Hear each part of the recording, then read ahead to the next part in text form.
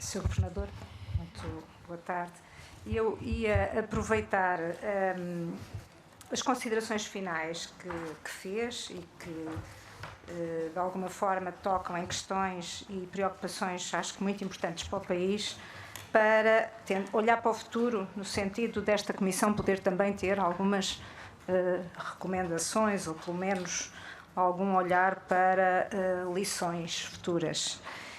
E penso que, naturalmente, uma questão fundamental que os portugueses se colocam neste momento é qual é o papel do Banco de Portugal no atual contexto e é também, no fundo, que autoridades e que mecanismos é que garantem que não haverá mais faturas do sistema financeiro para os portugueses pagarem em nome do interesse público que está sempre presente, naturalmente, nas principais audições que vamos ouvindo. A verdade é que o tempo do livro branco em que o Soutor participou no Conselho Superior com muito mérito, em 92, está distante, isto é, o sistema financeiro mudou muito. O sistema financeiro tornou-se, sobretudo a partir da década de 90, muito complexo, não é? E, portanto, com as instituições de crédito a poderem, de acordo com o regime geral, a poder fazer, então são 19 as linhas das atividades que podem desenvolver e depois na última ainda diz que podem fazer tudo o que a lei não proíba. Portanto, hoje uma instituição de crédito, ao contrário do que acontecia antes, não faz só crédito, faz quase tudo. E, portanto, para além disso, naturalmente que as sucessivas crises bancárias revelaram claramente que uma fragilidade muito grande, uma fragilidade endógena no sistema financeiro e dificuldades acrescidas na supervisão e na regulação. E, portanto, a questão que eu colocaria ao Soutor é: o Banco de Portugal dispõe atualmente de mecanismos de supervisão adequados para evitar crises bancárias como a do BES ou a do BANIF, que preservem a estabilidade financeira e salvaguardem, no fundo, os interesses dos contribuintes? Boa pergunta. Bom, nós temos que começar por reconhecer que o Banco de Portugal, com o processo de integração europeia, perdeu a autonomia de decisão, porque passa a partilhar esse poder de decisão em 3 áreas: a área da política monetária, a área da supervisão e a área da resolução. Estas 3 áreas migraram para a esfera europeia. São áreas de partilha de soberania que podem levar as pessoas a pensar que desoneraram o banco do ponto de vista técnico. Ora, curiosamente é o contrário. A partir do momento em que estamos áreas de partilha de soberania, o ónus técnico do banco passou a ser muito maior, porque a sua capacidade de influência vai depender muito da qualidade dos recursos e da qualidade da opinião e da influência que ganha. Temos de ter consciência disso. Para um banco pequeno como o nosso, e nós estamos neste momento a elaborar o nosso plano de estratégia para o 17-20, para um banco como o nosso é muito importante, porque não temos recursos para ir a tudo, é muito importante destacar bem quais são os pontos onde queremos focar os nossos recursos, focar a nossa competência, ter influência. Isso é importante porque vamos condicionar as decisões europeias na medida de que o princípio é um homem e um voto e, portanto, a qualidade do argumento vale tanto ou mais do que a dimensão do país. Temos um outro problema, que é o seguinte: este quadro institucional que neste momento tomou conta destas 3 funções é um quadro institucional que funciona muito bem na política monetária. Eu acho que devemos estar muito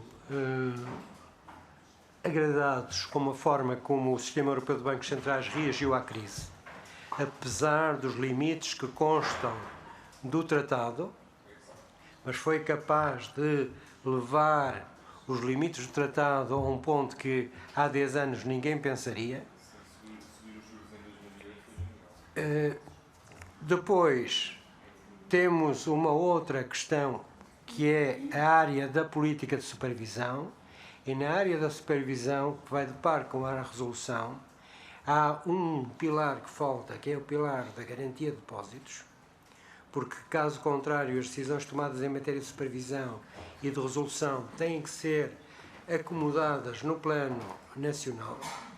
E na área da resolução houve um erro que caiu pelo caminho, porque a diretiva é a diretiva de recuperação e resolução, e neste momento temos uma diretiva, ou melhor, temos uma diretiva de, fundamentalmente, é a resolução, e lhe falta o braço de recuperação.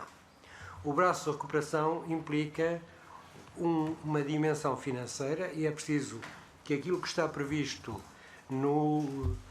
nas decisões relativas ao Mecanismo Europeu de Estabilidade seja acionado, porque é preciso um mecanismo europeu financeiro que permita resolver os problemas nacionais com o sistema financeiro, porque senão andamos a desligar o soberano dos bancos, mas no final do dia voltam a estar ligados pela área financeira. E precisamos depois ter uma outra questão que é fundamental, que é ter uma noção de responsabilidade territorial, eu diria, equilibrada, sobre o impacto das decisões que são tomadas em matéria de supervisão, em matéria de resolução e em matéria de recuperação. Porque o que é que acontece? Visto num grande espaço como o espaço europeu, a resolução de um banco como o BANIF não se vê. Mas visto a partir das autonomias, das duas autonomias, regiões autónomas, vê-se e vê-se muito. Como é que se concilia o local com o todo, o europeu? Esta é uma questão também que tem que ser vista, o que significa que a questão do local e do europeu tem que ser enquadrada num plano, digamos, em que haja um mecanismo, um fundo de resolução bem financiado, bem fundeado, que não se dependa do soberano nacional, que exista um fundo de garantia de depósitos bem fundeado, que não dependa da realidade nacional. A parte financeira, digamos, do problema está respondida, mas não está respondida a uma outra parte, que eu diria a parte afetiva ou territorial, resultante da presença ou não de um determinado quadro do sistema financeiro. E é aí que ainda falta encontrar o justo equilíbrio entre o todo e as partes, e sobretudo as partes mais pequenas.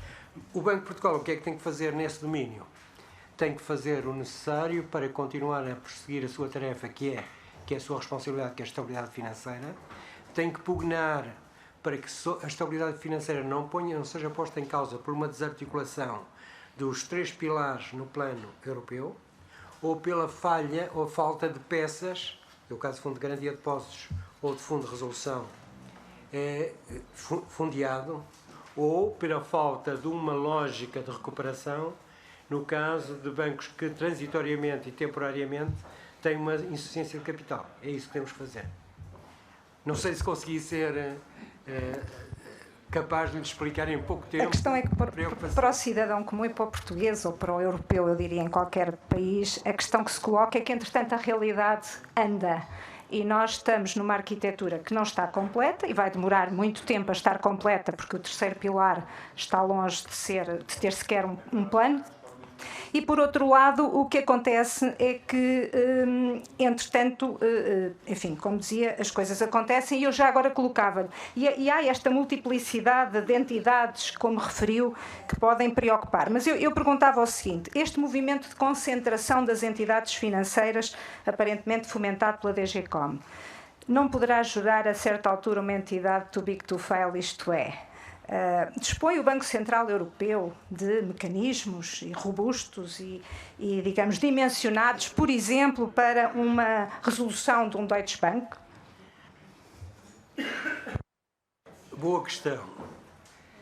A questão é, dispõe a Autoridade de Resolução Europeia, porque não é o BCE, capacidade para lidar com um problema dessa natureza? Que estamos a caminhar. Ora bem, eu diria, no dia em que um problema dessa natureza se colocar, vamos assistir a uma aceleração notável do ponto de vista da construção da arquitetura da União Bancária, porque nessa altura percebe-se que aquilo que tem sido o travão da construção europeia, que é o risco moral, Moral Lázaro, que leva a que os mais poderosos pensem que a criação de mecanismos de mutualização de risco jogam a favor dos pequenos e menos poderosos, percebam que a mutualização do risco é do seu próprio interesse. E, portanto, eu diria que, eu, aliás, posso dizer que a aceleração vai se conter. A aceleração vai ser função da dimensão e da criticidade do problema. Quando tiveres um problema com uma dimensão, uma criticidade, a União Europeia vai fazer aquilo que fez sempre ao longo da vida, que é dar um salto em frente em vez de dar um passo atrás. De resto, é o que eu espero que vai acontecer depois desta fase transitória dos refugiados. Vamos assistir seguramente a um passo em frente e não a um salto atrás, porque os custos de oportunidade de um salto atrás são muito altos, são muito grandes. Mas é uma convicção do observador. Um eurocético dirá uma coisa diferente. Mas, portanto, a pergunta qual é o papel do Banco de Portugal no atual contexto é algo amordaçado entre várias entidades e vários planos? Não. O papel do Banco de Portugal é fazer aquilo que tem que fazer, que é diagnosticar o problema e sensibilizar todos os outros para o problema e ver se consegue apoios. E fazermos o nosso caminho. Bom, no final, foram os contribuintes chamados a pagar a fatura que naturalmente pode chegar, como referiu, a 3,3 mil milhões de euros. E todos estamos bem conscientes que seguramente se trata de um valor demasiado elevado para um banco como o Banif, com a dimensão do Banif, como referiu e como caracterizou. O Sr. Governador disse recentemente, penso que este mês ou no mês passado, que o Banco de Portugal e o Governo adotaram sempre a mesma atitude de cooperação leal, empenhada e preservando a autonomia e independência norteada apenas pelo interesse e bem público, e não duvido. A questão é que aqui o interesse e o bem público conflui em vários aspectos, desde a estabilidade financeira àquilo que são as responsabilidades dos contribuintes, a estabilidade do sistema financeiro. Em 2008, 2009, o BPN penalizou os contribuintes em cerca de 3 mil milhões de euros. Não é? Em 2014, o BES, um banco incomensuravelmente maior, protegeu de alguma forma os contribuintes, mas fez danos graves e colaterais no sistema. Em que medida é que as decisões, neste caso, embora aparentemente uma situação financeira mais calma do que a anterior, embora garantindo a estabilidade do sistema financeiro, estão alinhadas com o interesse público e o bem público, porque é algo que os portugueses têm alguma dificuldade em compreender? Boa questão. A questão que se coloca é a seguinte: quais eram as opções disponíveis? Era resolução com venda de ativos ou liquidação. Por isso é que nós tivemos que abandonar outras ideias que tínhamos tido e que tínhamos sugerido, nomeadamente a ideia de capitalização pública obrigatória, que era uma forma de dar resposta. Mas essa não estava na mesa. A ideia do Banco de Transição estava fora da mesa. Portanto, nós temos que avaliar aquilo que nos restava como alternativas, só era duas. O sistema era completamente binário, ou resolução ou liquidação. Numa lógica de resolução versus liquidação, não tenho dúvida nenhuma que a lógica resolução era a única que salvaguardava o bem público. E a estabilidade financeira, para mim, mede-se por três coisas. Mede-se pela confiança dos depositantes, e não vimos nenhuma perturbação desse ponto de vista. Mede-se pela evolução dos depósitos, e nós somos um país que, apesar de termos tido duas resoluções, não tivemos quebra de depósitos, pelo contrário, os depósitos continuam a evoluir numa trajetória crescente, e mede-se pela não perturbação de financiamento da economia. E se há uma coisa que nós podemos dizer é que não são fenómenos de estabilidade financeira que perturbam o financiamento da economia. O financiamento da economia está hoje perturbado, diria, por um lado, por uma percepção de risco e por uma incerteza. A percepção de risco por parte dos bancos, que hoje são muito mais cautelosos do que eram no passado e são muito mais discriminantes, e incerteza por parte do investidor, que, obviamente, num contexto internacional, tende a ser mais, eu diria, pensar duas vezes. Não é só em Portugal, é em todo lado, no contexto em que estamos, obviamente há uma percepção.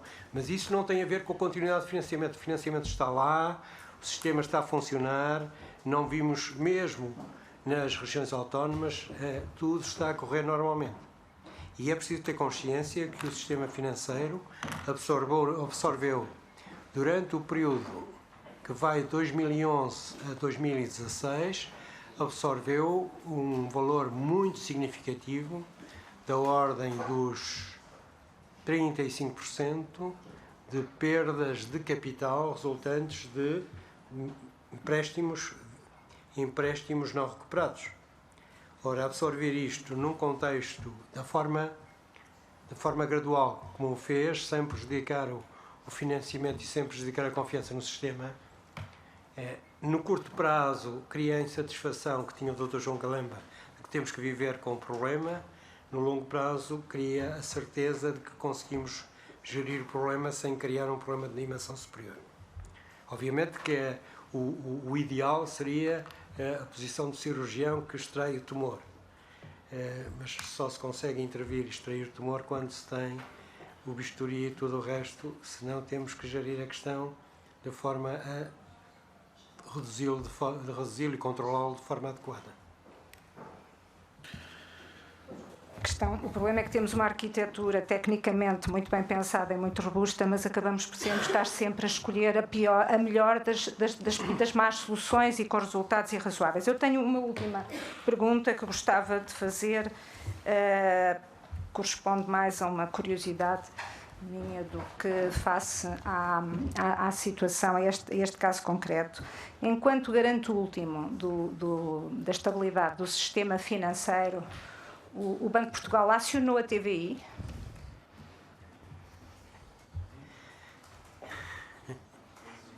Uma boa questão, ainda não discutimos isso em conselho. Mas não acha que já passou algum tempo? Ou seja, prazo são 6 meses, está bem. É uma boa questão. E é uma questão que eu não sei como é que... Mas é para isso é que nós temos ilustres juristas.